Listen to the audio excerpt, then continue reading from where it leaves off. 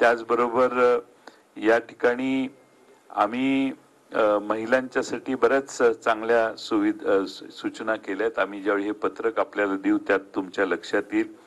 दुसरा महत्त्वाचा भाग म्हणजे शेतकऱ्यांच्या किमान आधारभूत दर, विक्री, आयात निर्यात धोरण, कर्जमाफी यावर काम करण्यासाठी एक स्वतंत्र शेतकऱ्यांच्यासाठी आयोग निर्माण करण्यात येईल, ज्याच्यामध्ये राज्य सरकारचा, केंद्र सरकारचा पॉलिटिकल इंटरफेरन्स राहणार नाही।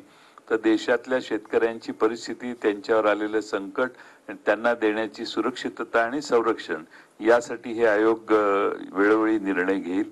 आणि यात आम्ही नवीन ज्या शेतीच्या पद्धती, तंत्रज्ञान विकसित झालेले हायड्रोपोनिक्स आणि ॲक्वापोनिक्स आणि सेंद्रिय शेती याला जास्त बळकटी देण्याचं काम करू।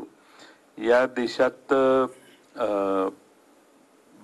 असे बरेच आहेत। शासकीय क्षेत्रात कंत्राटी कामगारांना पायबंद घालण्याचं काम करू। आज राज्य सरकारचं धोरण नव्या नोकऱ्या न भरता कंत्राटी कामगारांच्या माध्यमातून त्या जागा भरण्याचं काम चालतं। त्याला आम्ही पायबंद घालू।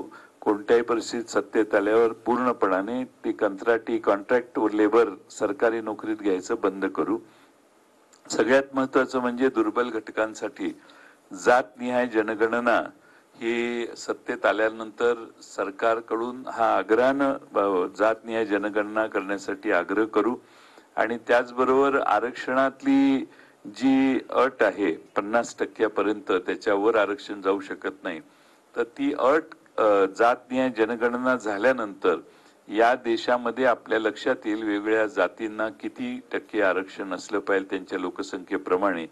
त्याचा निर्णय घेत असताना 50%ची अट दूर करण्याचा देखील कायद्यात आम्ही इंदिरा साहनीच्या कायद्यामध्ये त्यांनी दिलेल्या निर्णयातून त्या निर्णयातून जे आपल्याला मर्यादा आलेली आहे ती दूर करण्यासाठी विशेष कायदा करू। वनाधिकारांची देशातल्या आदिवासी भागात जी लोक राहतात, त्या आदिवासी वनात राहणारी जी लोक आहेत त्यांच्या वनाधिकाराची काटेकोरपणाने अंमलबजावणी करू। महिला सफाईसाठी अजूनही अनेक ठिकाणी आपल्याला असा अनुभव येतो की मॅन्युअल काम होतं, त्याला कायद्यानं त्यात हस्तक्षेप करून, मानवी हस्तक्षेप तंत्रज्ञानाचा वापर करून संपवण्याचं काम आम्ही करू। खाजगी शैक्षणिक संस्थांमध्ये विद्यार्थ्यांच्यासाठी SC, ST, OBCसाठी देखील आरक्षण ठेवण्याचं काम आम्ही करू। गरिबांना मोठ्या प्रमाणात लाभ व्हावा यासाठी रेशन कार्डासाठी पात्रतेच्या निकषात आम्ही सुधारणा करू, कारण अनेक गोरगरीब आजही त्या यादीतून बाहेर आहेत। ज्येष्ठ नागरिकांसाठी राष्ट्रीय स्तरावर आयोगाची निर्मिती करू। त्याचबरोबर अल्पसंख्याकांच्यासाठी सच्चर आयोगाच्या शिफारशीची पूर्ण अंमलबजावणी होईल हे आम्ही बघू। मौलाना आझाद शिष्यवृत्ती पुन्हा सुरू करण्याचं काम आम्ही देशात करायचं काम करू। त्याचबरोबर या ठिकाणी आपण आरोग्यासाठी नुसतीच भाषणं होत होती, पण आम्ही यात निर्धार केलेला आहे की 2028-29 पर्यंत आरोग्यासाठी अर्थसंकल्पीय तरतूद 4% पर्यंत वाढवण्याचं काम करू। त्याचबरोबर जिल्हा आणि तालुका स्तरावर अतिशय उत्तम अशा सेवा आरोग्याच्या अगदी प्राथमिक आरोग्य केंद्रापर्यंत देऊन तिथली प्राथमिक आरोग्य केंद्र हे स्मार्ट PHC मध्ये त्याचं कन्व्हर्शन करू, असं काही जिल्ह्यामध्ये महाराष्ट्रात आपण केलेलं आहे। त्याचबरोबर शिक्षणाची अर्थसंकल्पीय तरतूद ही देखील 6% पर्यंत आम्ही वाढवू। अनेक वेगळ्या सुधारणा सूचना आम्ही त्यात केल्यात, मी त्या सगळ्या तुमच्याकडे सादर करणार आहे। त्यात आम्ही निश्चितपणानं आपणाला अधिक खुलासा त्यात होईल।